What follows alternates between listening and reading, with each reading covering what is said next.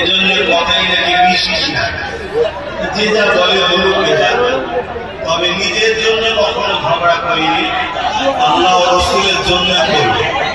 যেমন এই কমিটির একটি ঘটনা হলো, এই যে আইলা মুহাম্মদ সাল্লাল্লাহু আলাইহি ওয়াসাল্লাম কাগজে লিখেছ, এটা অন্যায়। কেন এটাকে তোমরা যত্ন করতে পারবে?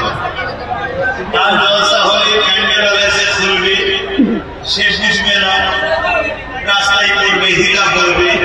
তুমি জানো আমার নবীটাকে, যারা আমার নবীর বিরোধী করছে তারাও জানে আমার নবীটাকে, তাদের বাপেরাও জানে আমার নবীটাকে, 14 কোটি তাদেরও জানে আমার নবীটাকে। কিন্তু দুঃখের বিষয়, তুমি আগে উম্মতে মুহাম্মাদি দাবি করে আমার নবী সাল্লাল্লাহু আলাইহি সাল্লাম